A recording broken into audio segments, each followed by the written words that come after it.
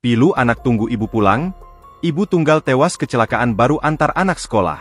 Irma tewas seketika dalam kecelakaan maut di Jalan Alam Syahratu Prawira Negara, Palembang depan Geraha Tribun, Kamis, 17 Juli 2025, pagi.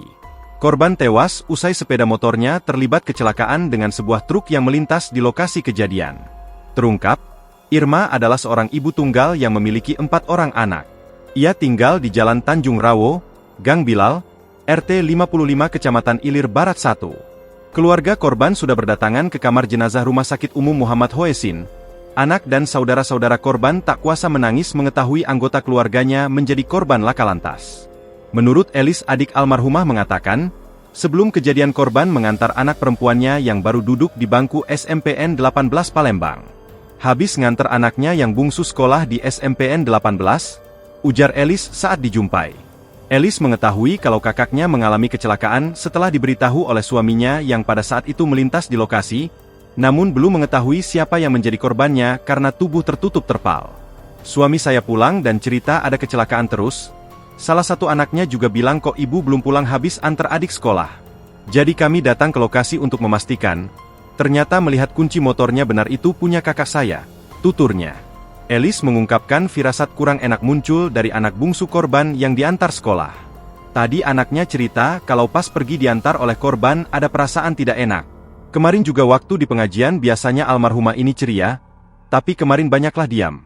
Katanya, almarhumah juga seorang single parent dengan bekerja sehari-hari sebagai buruh cuci dan asisten rumah tangga. Ada 2 orang anaknya yang masih bersekolah. Ada 4 anaknya, yang masih sekolah 2 orang, 1 SMP 1 lagi SMA. Katanya, korban diduga diserempet sebuah truk dan sempat terjatuh dari sepeda motornya. Korban diketahui mengendarai sepeda motor Bitnopol BG 6159 AEL, yang saat ini identitasnya belum diketahui. Kini jasad korban sudah dibawa ke kamar mayat Rumah Sakit Umum Muhammad Hoesin, dan masih menunggu pihak keluarga. Kanit Gakum Satlantas Polrestabes Palembang AKP Arham Sikaku mengatakan, peristiwa tersebut diperkirakan terjadi sekira pukul 6 WIB pagi. Korban melintas dari arah Simpang Macan Lindungan menuju ke Musi 2. Tertabrak atau terserempet oleh kendaraan kemungkinan truk dari arah yang sama, ujar Arham saat dijumpai. Korban pada saat kejadian tidak menggunakan helm dan tidak ditemukan kartu identitas ada padanya. Kondisi motor korban tidak mengalami kerusakan sehingga menurutnya kemungkinan korban terjatuh dulu dari kendaraannya. Sementara korban mengalami luka di kepala, dagu, dan tangan. Untuk kendaraan yang menyerempet korban belum diketahui identitasnya, saat ini pihaknya sedang menyelidiki.